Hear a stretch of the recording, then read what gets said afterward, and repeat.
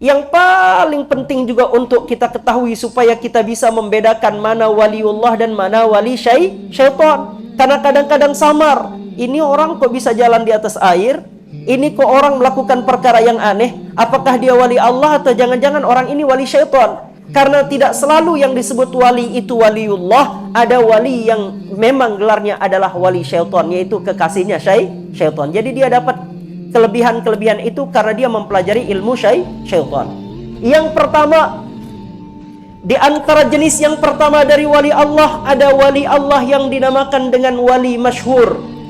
Wali masyhur itu adalah wali Allah yang Allah tampakkan kepada makhluk agar makhluk-makhluk ini dapat belajar dari wali tersebut.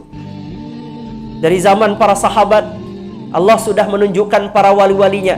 Dan wali itu bukan nabi. Dia satu makom di bawah nabi. Bukan nabi, tapi dia adalah wali. Wali yang dibukakan kewaliannya oleh Allah kepada makhluk agar manusia dapat belajar ilmu daripadanya, mengambil ilmu kepadanya. Nggih. Jadi kalau ada orang diberikan kelebihan oleh Allah, Allah tampakkan kelebihannya, Allah tampakkan karamah-karamahnya, dan dia terkenal sebagai orang yang istiqomah dalam iman dan dalam takwa, maka orang itu berarti adalah wali masyhur, wali yang sengaja Allah bukakan karamahnya agar orang bisa belajar ilmu kepadanya. Paham di sini? Kemudian yang kedua niki, wali apa? Ini namanya wali mastur. Wali mastur, wali yang ditutupi oleh Allah, tidak diperkenalkan kepada makhluknya, tidak dipertontonkan oleh Allah kepada makhluknya, disembunyikan oleh Allah kewalian seorang hamba, bahkan hamba itu tidak tahu dirinya wali Allah. Selanjutnya yang ketiga, jenis wali yang ketiga adalah wali madzub. Kadang orang salah ngucapin nih, ya, wali madzub, wali jazab, bukan jadab, jazab, karena diambil dari 3 huruf, jim, za, ba.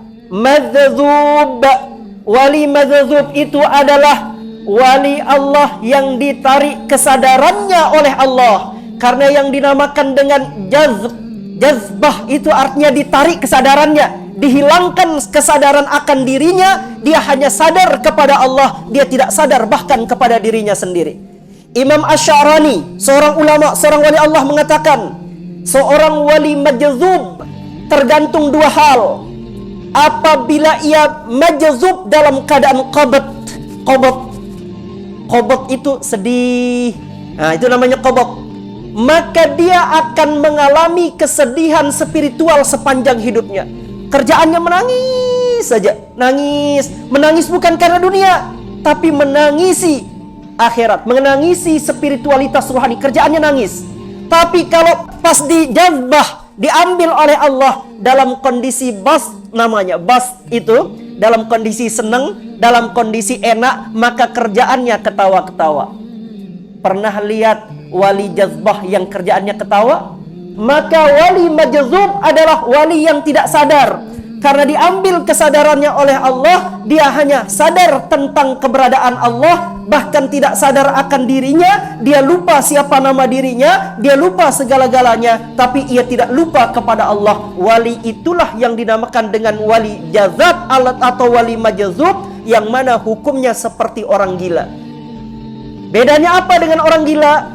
Orang gila sebab gilanya bukan karena spiritualitas. Benar tidak? Ada orang gila karena harta, ada orang gila karena putus cinta. Ya enggak, Mas Surya? Ada orang gila karena ditinggalkan oleh kekasih hati yang disayanginya, ditolak cintanya, akhirnya berubah jadi gila. Ada orang yang gila karena urusan dunia, itu bukan jazab namanya. Tapi kalau jazbah, wali majzub adalah orang yang dicabut kesadarannya oleh Allah dalam keadaan dia sedang menempuh jalan menuju Allah. Misal Pak Yadi rajin zikir, dia rajin sholawat, dia rajin istighfar, dia rajin sholat, tiba-tiba diangkat kesadarannya oleh Allah, maka Pak Yadi kesana kemari ketawa aja kerjaannya, ya, maka dia sedang mengalami jazbah namanya tadi. Siapa contohnya di Lombok? Tuan Guru Tretetet.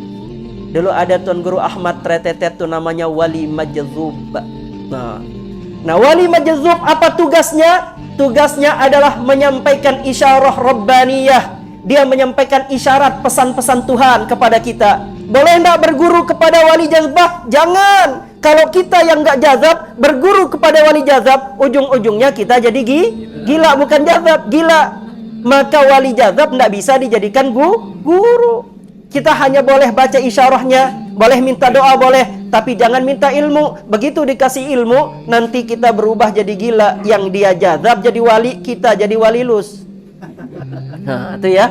Nah, ini biar kita paham ya. Nah, tidak semua orang gila itu wali Allah. Tergantung apa asbab dia kehilangan kesadaran. Kalau asbab perjalanan spiritual dia menuju Allah, dia ahli zikir, dia ahli Quran, dia ahli solat, dia ahli witir, dia ahli duha, tiba-tiba dicabut kesadaran, maka Allah akan beri dia karamah dan dia akan menjadi wali yang dinamakan dengan wali jazab tadi. Kemudian yang keempat, ada wali namanya wali mulamatiyah atau malamatiyah.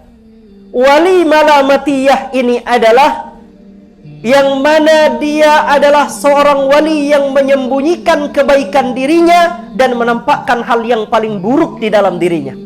Dia menampakkan yang paling jelek dari amalnya sehingga dia sembunyi kebaikannya, tidak ada orang yang menemukan kebaikan orang itu. Dia dianggap buruk, dia dianggap jelek, dia dianggap ahli maksiat, dia dianggap pemabuk, dia dianggap pezina, dia dianggap penjahat, sampai dia dihinakan oleh makhluk. Itu namanya mulamatiyah. Wali yang dia tidak membutuhkan pangkat, jabatan, penghargaan, penghormatan dari makhluk, di mana kemudian dia merasa bahagia apabila telah dihinakan oleh seluruh makhluk Allah. Itu namanya mulamatiyah. Dia lebih senang dikenal sebagai orang buruk, dia lebih dikenal oleh orang yang jelek. Dia tidak senang dikenal sebagai orang baik, orang rajin sholat, rajin sodakoh, rajin ngaji, rajin zikir. Dia nggak mau dikenal.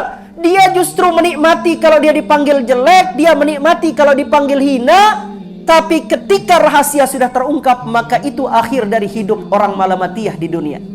Nah, ini biar kita paham ya. Biar kita paham jenis-jenis wali Allah, supaya tidak dikit-dikit wali, supaya tidak dikit-dikit wali. Ketemu orang gila nanti semuanya dianggap wali. Supaya kita paham ada wali masyhur. Kalau wali masyhur, kita dianjurkan mengambil ilmu dan berguru kepadanya. Ciri dari wali masyhur adalah diberinya oleh Allah keistiqomahan dalam taat kepada Allah, dan diberinya oleh Allah banyak karamah untuk menguatkan kewaliannya. Ya, diberinya banyak karamah oleh Allah. Kemudian ciri dari wali mastur, dia tersembunyi, nggak ada yang tahu.